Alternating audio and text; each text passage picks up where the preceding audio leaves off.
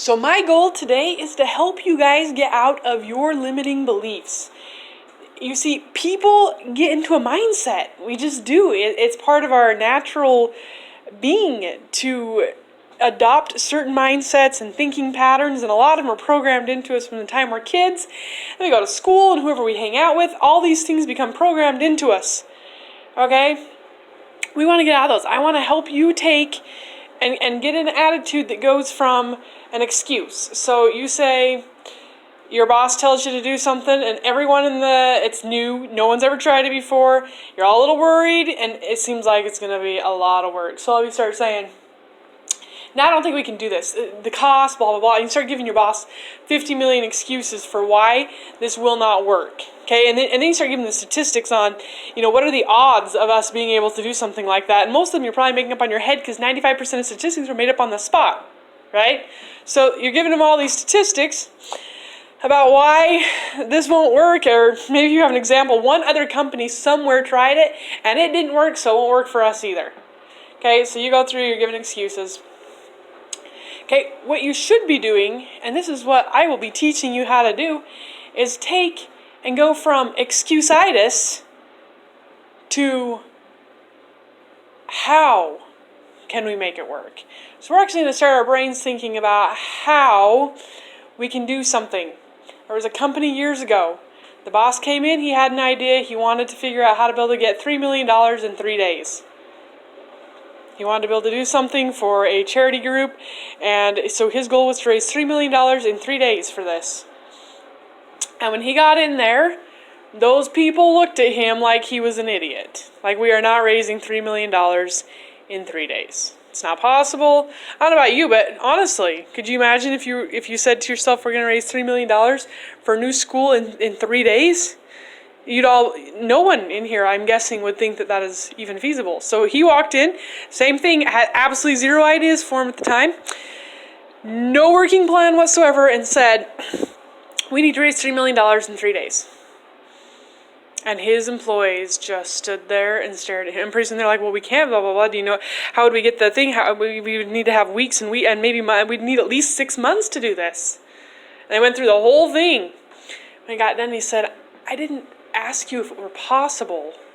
You see, I already believe it is.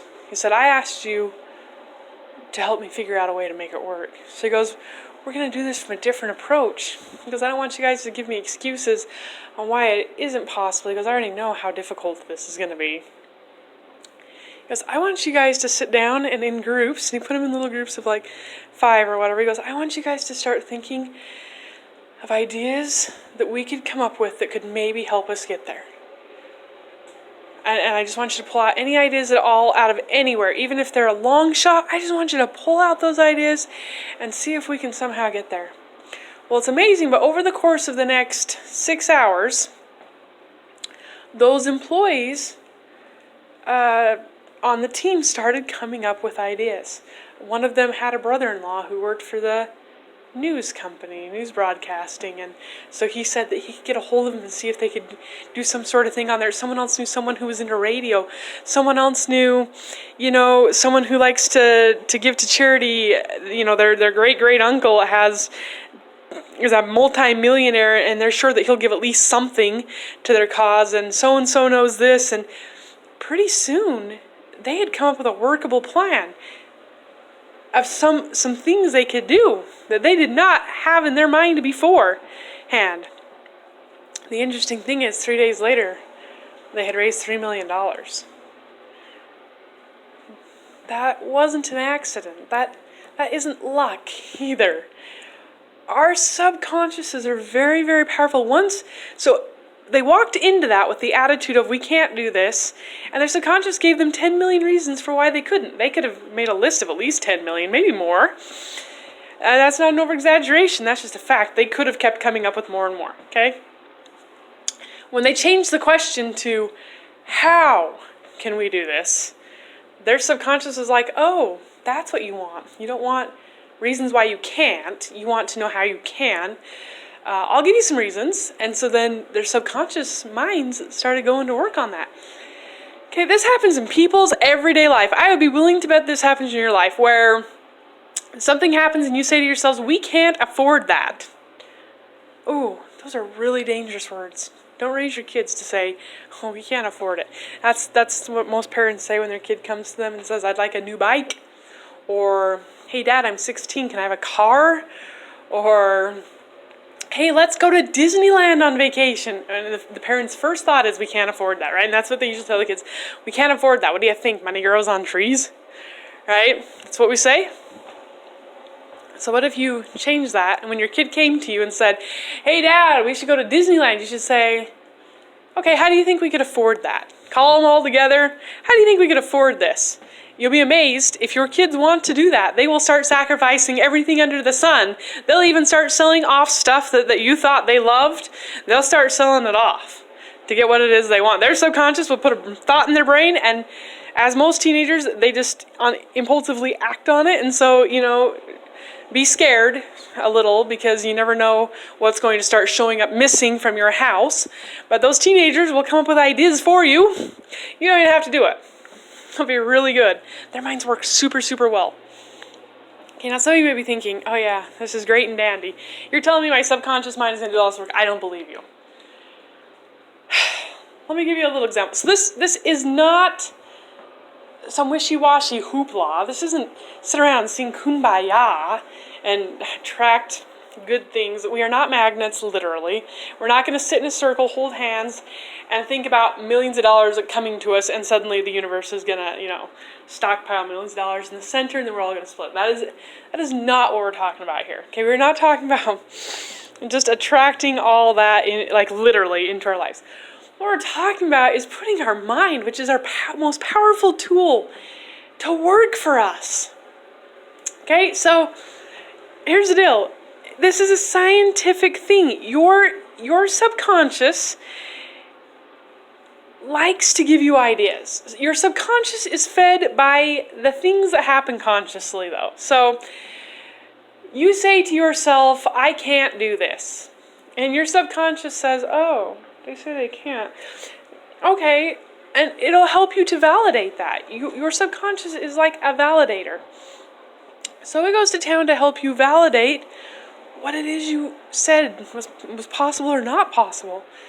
You say, you can give it any excuse you want. I'm not tall enough. I can't get this job. I don't have enough education. I'm not smart enough. I don't have the right family. I don't know the right people. I don't have enough money. And your subconscious will go to town to help you prove that. It will help you find people that will help you prove that. Okay, it will literally start thinking like, how can I help them see that this is true? Oh yeah, their Aunt Bertha, she totally doesn't believe in them and is always negative. They need to go visit her. And then it'll be like, why should we go visit her? And it'll give you some weird excuse to end up at her house so she can tell you that that's not a logical thinking. Okay, that is how your subconscious mind works. Don't let it do that. So, to give you an evidence of this, how many of you have ever gone and looked at cars or showed up somewhere and you were going to at least, you already knew what car you wanted and you've been thinking about it for weeks. And as you're thinking about it, or you just bought it today, and you start driving down the road tomorrow and you start to notice, hey, that's the third PT Cruiser I saw today. While you're driving in one, right? You've never noticed them before in your life, and you're thinking, that's the third PT Cruiser I saw today. Or, hey, man, I didn't know there were so many red Chevy Malibus in this city. Wow, they all look about the same year as mine, too. Then pretty soon you're like, that's a Camaro. I didn't know so many people had a Camaro. That's an odd car for everyone. A Cadillac? How many people are rich enough to afford a Cadillac? And you're seeing all these vehicles. Tesla? That many people own a Tesla?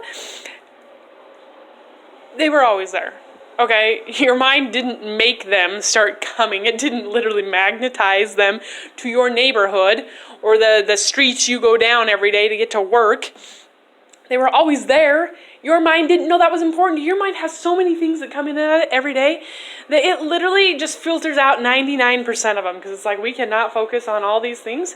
And so you don't even notice all the things that are going on. If that's not something interesting to you, you will never notice it. I never noticed Dodge Challengers until I married my husband because, as he talked about, and his father had one, and suddenly every time we were driving down the road, Dave would notice the Dodge Challenger. Well, pretty soon, guess what happened? Every time I'm driving down the road, I notice a Dodge Challenger now. Okay, I did not used to do that. My brain thinks I want to know it because Dave is constantly telling me that. Okay, it's not just yourself that gives you thoughts. Other people give you thoughts. The thoughts they give you will still become something your brain starts to think is important. That is why so many things are important. The books you read, the TV shows you watch, the movies, the radio you listen to, the Facebook that you look at, the friends you have on there and what they post.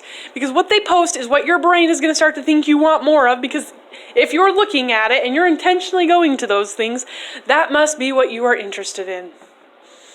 If you start looking up things of people who all have depression, your brain is more likely to give you a good reason to become depressed. Your brain thinks that that is something that you're interested in when you look too much stuff up. Ever heard of a person getting sick because they were around too many people that were sick and they started to think about it too much and then they got sick? Okay, your brain will help you get whatever it is it thinks you want. So a good example of this, your brain is smarter than Google. I know that's hard to believe because Google is the all-knowing master, right? You can Google anything and you can find out the answer. Whether it's true or not doesn't make any difference. But it knows everything, so just trust it, right? Some people would put Google even above God. So here we have Google, the almighty Google. And if I go look up something today, like, let's say I look up Tony Robbins' Unleash the Power Within seminar. That's a real thing, by the way. So let's say I do that. I say I'm putting that in your subconscious so that you'll start picking it up and listening to really good stuff. So we go to Tony Robbins' Unleash the Power Within. And I look some of that stuff up. Well, the next time I get on Facebook is smart too, by the way. I don't know who controls all these things. I don't actually know how all of it works. But I know that they're tracking everything I do online. And so then I show up on Facebook 10 minutes later. It doesn't even have to be a long time later, like 10 minutes later. And as I scroll down, I will start getting ads thrown sporadically throughout my Facebook scrolling that has, oh, there's a seminar for this. Oh, Tony Robbins' book. Oh, Tony Robbins' program. Oh, Tony Robbins' blah, blah, blah. And I will start seeing a ton of them. Or I'll go look up, oh, goodness.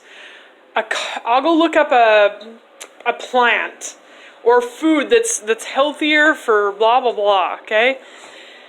And I go get on my email, again, maybe 3 hours later, and the ads on the side, or sometimes they're on the top, all have ads for that exact thing I was looking up. One day I got on Walmart, I looked up a massager, and a few minutes later, I start going to things, and there are massagers on my email account showing me, buy this one from Amazon, and buy this one from here, and blah, blah, blah, and they start giving it to me. Okay, that is exactly how your subconscious works. You tell it you're interested in something, and it automatically starts showing you more of that. If you tell it you're interested in bad things, it will give you more of it.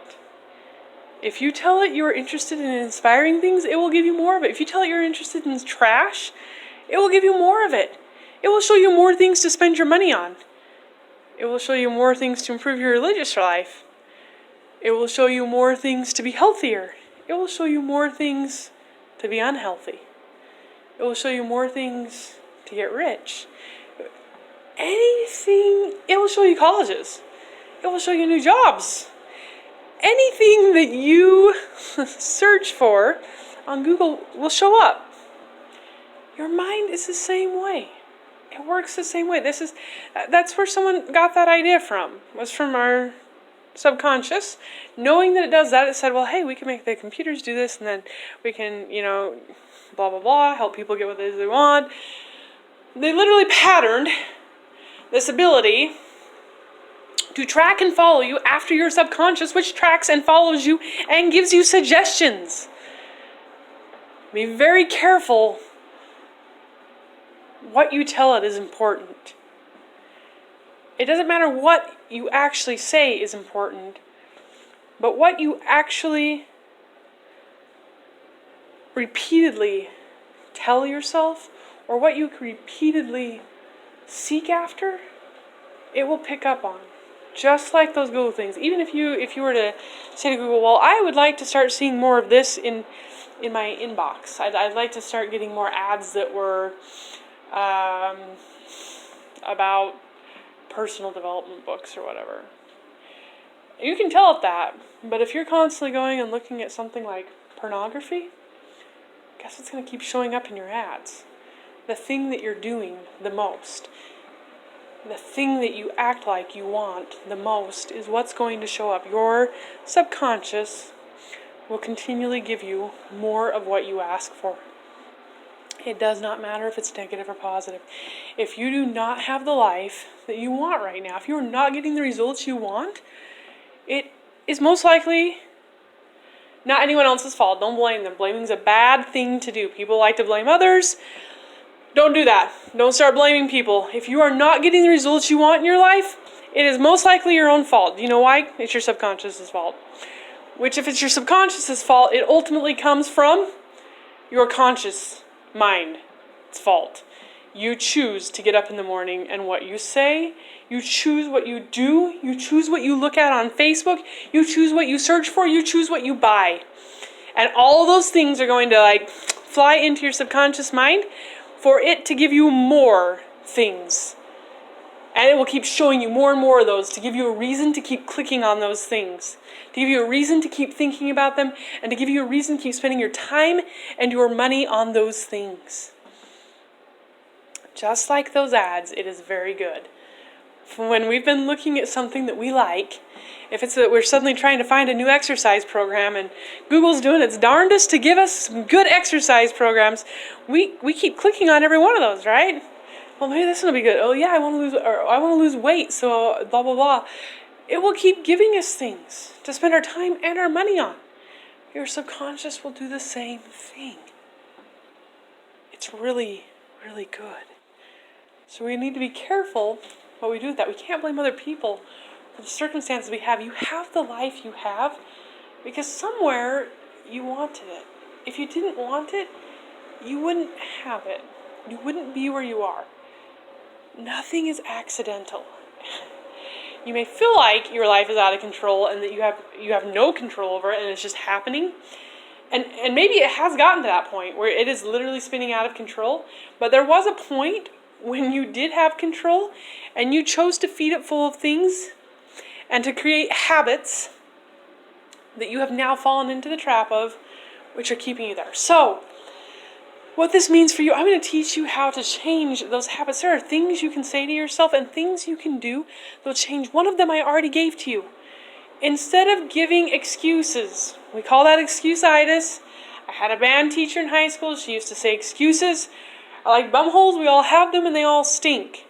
Okay? So we're going to get out of the excuse-itis. Every time something happens, instead of giving an excuse for why you can't get something better or why you can't do something or whatever it may be, every time your boss comes to you and says, we need to figure out how to overcome this challenge or figure out how to gain this opportunity, instead of automatically thinking, that is not possible, we are not doing this, this is the way we've always done it, tradition, we are not changing, that'll take a lot of work to change, I've been here for 50 years, I'm nearly ready to retire, I am not doing any changing at all. This is stupid. Instead of doing that, I want you to say, how could we do this? How could I do that? You can even ask yourself, how can I do this that would be the least painful? There's no reason why it has to be painful. Okay, so you have control over what you ask yourself. So how can I do this that would be the least time consuming? You don't just ask, how can we do this? There's lots of ways to do it. You don't have to be up till 2 o'clock every morning doing these things. Be specific. Ask specific questions. Question asking is one of the greatest skills of a good leader. Now, some of you may be thinking, I'm not a leader, but actually you are. Everyone leads something. Whether the only thing you lead is yourself, fine. But you all lead something. Some of you lead children, your kids, as well as school kids. Some of you lead people at church. You all lead something or someone, even if that is only yourself. Okay, leaders ask good questions. Good questions are specific and measurable. All those things that a SMART goal is basically what a good question is too. So I'm not just going to ask, how can I accomplish this? Because your brain will give you a lot of things, and half those you may not want to do. So you can just ignore those ones. Like, don't put that on your brain's radar. Say, how can I do this with the least amount of discomfort? Or how can I do this with the least amount of time being used? Or how can I do this the cheapest and fastest way possible? Ask it. Next time your kids come up to you, want to do something, or you want to do something, and you're like, we can't afford it, we don't have the money for this. Instead, ask yourself, how can we afford it? How can we afford this the fastest? How can we afford this without having to sell anything? How can we afford this without getting rid of our gym membership? How can we afford this without getting rid of our cable? Okay, if there's something that's super important to you, for most people I would just say, get rid of the cable and the TV and the Netflix, but some people, that is the most important thing in the world to them. It's even more important than the almighty Google. And so I've learned that you just don't touch that. It's become basically God. It sits in the center of our front room for a reason.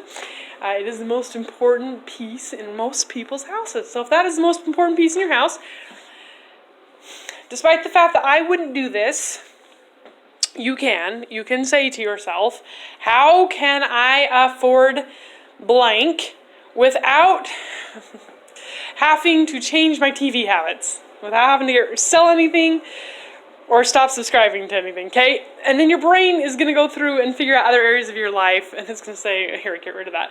Maybe for you, the most important thing is that you are going to spend $4 on a latte every single day from Starbucks. And that's important to you, even though you do realize that 4 times 30 is 120, right? 120 bucks a month. So when you're saying, I can't afford this, and you want to go on some vacation, and you realize that you could have like $14,000 or $1,400 already just at the end of the year if you stop buying your latte every day. I'm not going to tell you that you have to, your cappuccino or whatever, but you can keep that, but you should ask yourself, how can I afford this without getting rid of my latte or cappuccino habit? But be prepared for your brain to give you other things that you may have to sacrifice. You see, for every single thing you do on this earth, there is something else that you sacrifice. It's impossible. You can't have everything, okay? It's not possible because some things are in direct opposition to one another. It's impossible to have two completely opposing, conflicting sides, and yet there are so many of those, and some people think they should have both. They want to... You've heard the thing from the Bible about keeping one foot in Babylon and one foot in Zion? The Israelites wanted to do both, and it didn't work very well. It doesn't work any better with anything else. It doesn't matter what that is. You can't keep one foot in both areas and get much of either one of them. You're going to be miserable, and you're never going to attain anything. You're going to be bouncing back and forth, and this month you'll have a little bit of that, and this month you'll have a little bit of that, but you'll never actually get anything grand. You'll just have a bunch of fluff in your life. So you're going to have to decide what you actually want. If you really want to be in Babylon, like some of the Israelites, then they needed to step out of Zion and go to Babylon. If they really want to be in Zion, then they need to let go of Babylon. It's the same way with us. If you want to be able to have something, there is a high chance that there is something else that is in direct opposition to it that you are going to have to get rid of. You can't be both single and married at the same time. You could date and be single, mostly, but you can't literally be single and married at the same time. Those two things are in direct opposition to each other.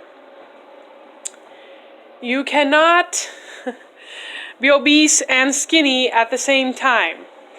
You have to choose which habits you're going to cater to, which habits you're going to allow into your life, and you're going to get one or the other. You can't have both of them.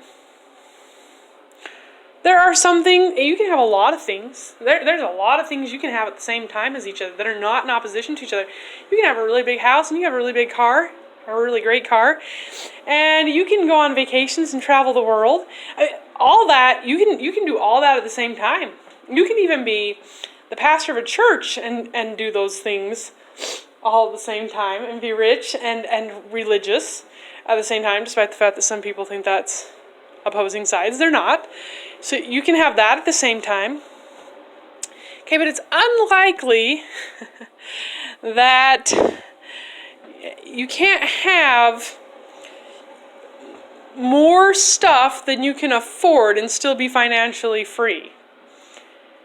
You can't have bills that you can't pay each month and still have peace of mind. There are things you have to decide if your peace of mind is more important to you, or if having some of those things that you cannot afford is more important to you. Which one do you really want? Is it more important to you to spend more time at work, or more important for you to spend more time with your kids? Most people, there's a few exceptions, but most people do not have a job that the more time they spend at their job, they spend with their family too. I won't say that doesn't ever happen, but unless you chose to go into something like that, it probably doesn't happen.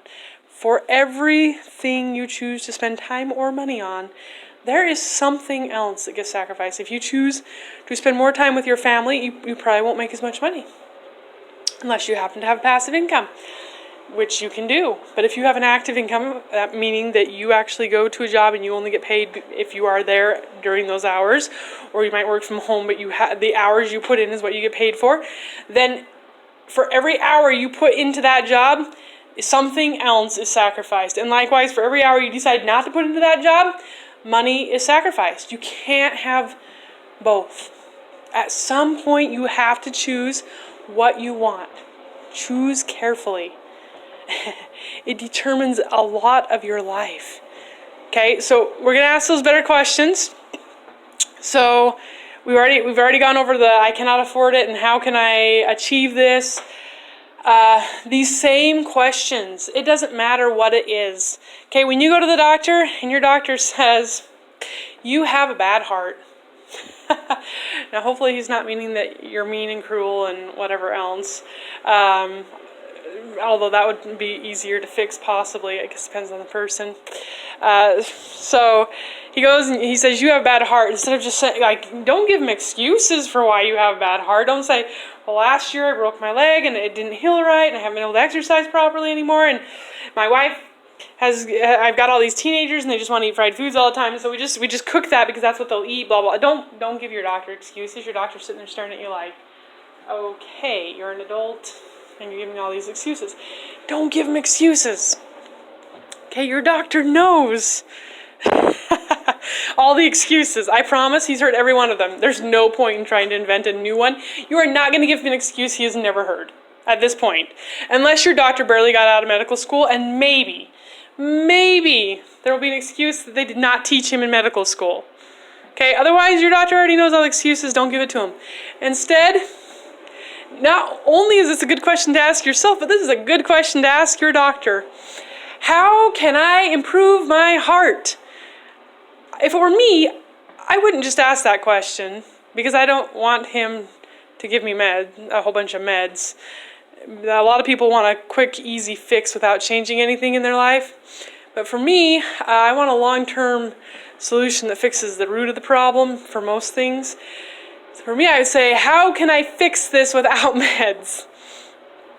Now, I might have to go on meds for a short period of time if my heart had gotten bad enough that it needed some help in the meanwhile, so I didn't have a heart attack tomorrow.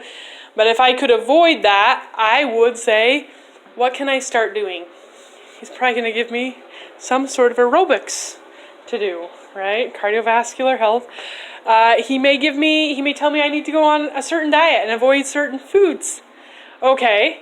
He may even tell me there are some herbs that I can take that will help, or some other foods that are known for doing this. Okay, I then have a choice. Remember, for everything I sacrifice, or for everything I do, I sacrifice something else. So I may say to myself, well, I don't really want to give up my red meat. Okay? That may be important to me. And so I may say, okay, I'll do the other things. I will exercise and I will do that, but I'm going to keep my red meat, but I'll get rid of processed foods. Okay? I love this more than that. That's what I'm talking about.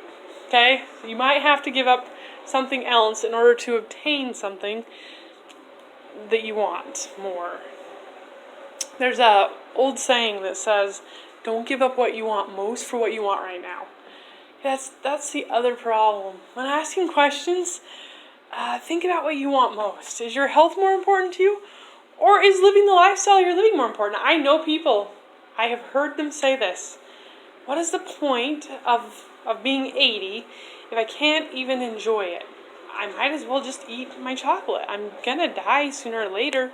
At this point, I've lived my life. No one's dependent on me for any income. If I want to eat chocolate and have a heart attack tomorrow, does that matter? For them, if being able to enjoy what they eat is more important than living a few extra years at this point in their life, that is definitely a decision that someone can make, right? They probably won't be able to have both, though. Maybe. I mean, sometimes it's possible people have really bad diets and they live for a really long time. But let's just assume that the majority of us don't get that lucky. And that we need to choose one way or the other. Okay? So, these same questions, your spouse. This is a topic that gets kind of hard. People like to give excuses when it comes to why their marriage is so bad or why it's gone downhill since they were dating. It's usually the same issues. Good question to ask your spouse is, why did you decide to marry me? And then watch as they list off like 150 things, right? And I wouldn't ask them this question, but if you did ask them this question, why do you now want to divorce me? Chances are they're going to list off the exact opposite of every one of those things they just listed. Interesting, huh? So, chances are you probably had both when you got married, but they started to become stronger. So the point is, what can I do would be a good question. What can I do? Not what should you do. What can I do to help make the marriage better? Ask that of your spouse.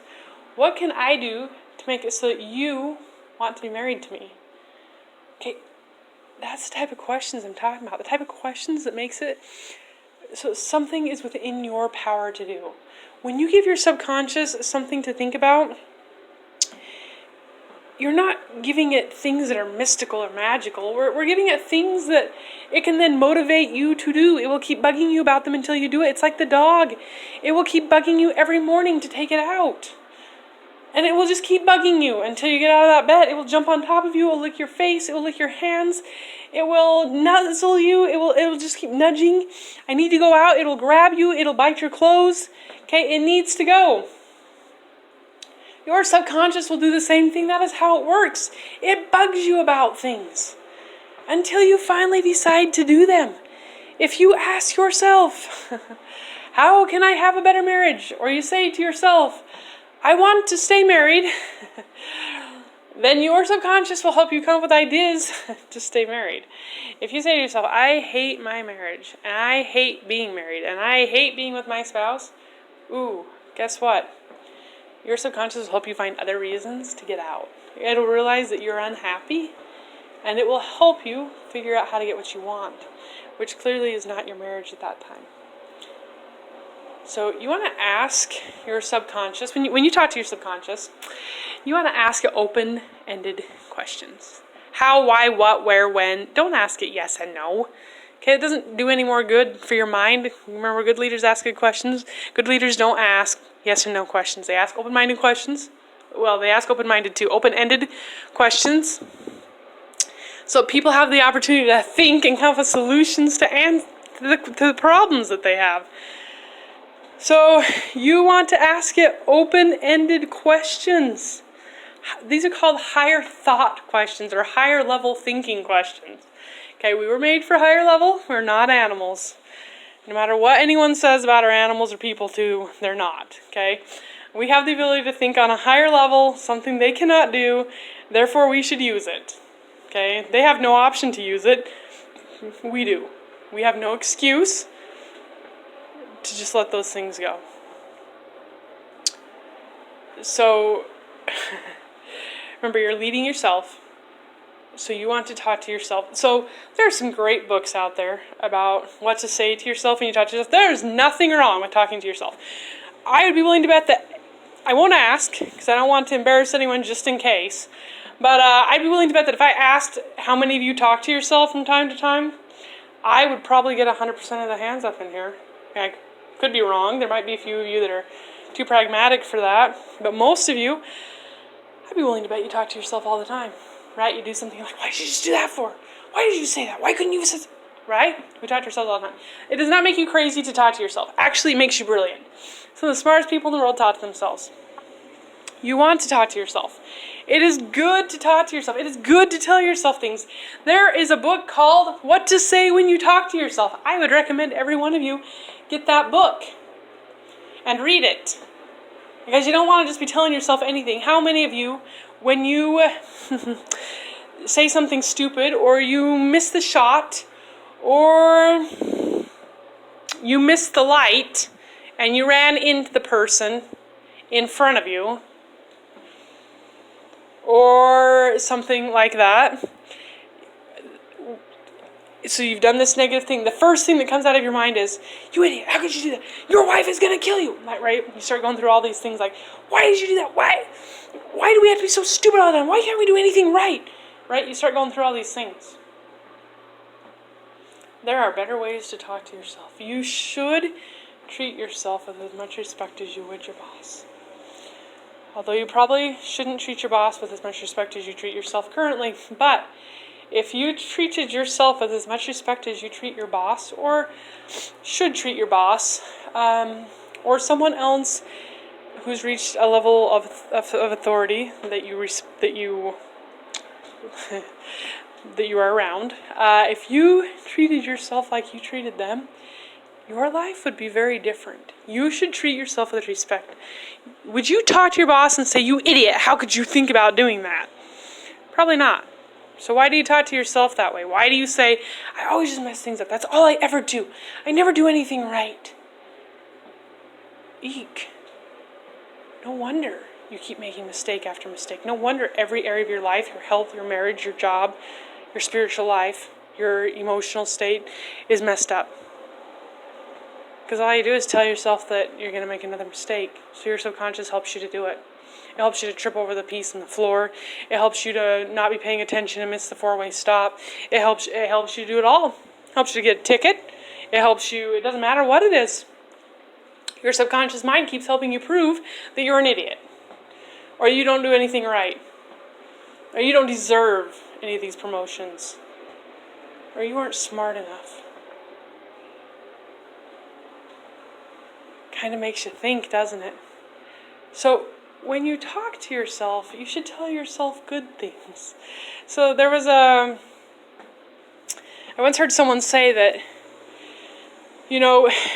when they would do something that maybe wasn't smart, even if it was something that had been a habit in the past that they just kept doing over and over again and wasn't very smart, instead of saying to themselves, you idiot, why did you do that? They started saying to themselves, that's so unlike me. I never do that. I wonder why I did that today. And then they would pick themselves back up and keep going. So I'll give you an example. It would be like Michael Jordan. When he missed a shot, he didn't say, man, why did I do that? I'm always missing all those shots. He did miss a lot of shots, by the way. You may have always just remembered the shots he made, but really, he missed more shots than he made. He didn't say, oh man, you always miss these shots. You always miss them at the wrong times, too. He didn't say that. Do you know what he'd say to himself? He'd say something like this. That's okay. We don't miss shots like that. That was just a random one. It's okay. We'll blink the next one. That is what you need to tell yourself when you talk to yourself. That is so unlike me. I can't believe I did that. That's okay. I don't do that very often, so I won't do it again. I never do that. I'm always better than that. I'm always on time. That's so unlike me to not be on time. That's so unlike me to speed. That's so unlike. Tell yourself that these things that you do wrong, we're all going to make mistakes. We can't get out of it. Now, there are some things we intentionally do. Those aren't really called mistakes, by the way. There are other things that we legitimately just overlooked that day, or we just accidentally did, okay? They weren't intentional. We just overlooked them. They were omitted. They weren't things we actually thought about and said, today I'm going to run the red light and crash into somebody in the intersection because I think that would be fun. Okay, most people don't think that, but it still happens and they do it. Okay, it could be the habit of talking on their phone. There may be things that lead up to it. It's probably not literally 100% accidental, but it's still a mistake, right? It's not something we do on a regular basis. Those things that you're doing on a regular basis, those are not mistakes. And you should change them too. You should start telling yourself something different, but especially for your mistakes. You should not let your subconscious think that those are normal or that you want them to become normal. And instead, tell your subconscious, that isn't normal, that isn't like me. I'm usually on time. That isn't like me to say those kinds of things to my spouse. I have more ability to control my tongue than that. That isn't like me to lie at work. I don't know why I did that. I won't do that again in the future. Those things you tell yourself will matter. Again, your subconscious will pick up all of those. You will become the type of person you think about. I hesitate to say you become what you think about because most men, by the time they were 16, would have all been changed into females. And so I try not to say that. But you will become the type of person that you think about the most often. So gender aside and height and physical attributes and all that aside, the type of person that you think about, the type of things you think about will have an impact on your attitude, your emotional, mental being, and you will become that type of person. Your characteristics will become like that type of person.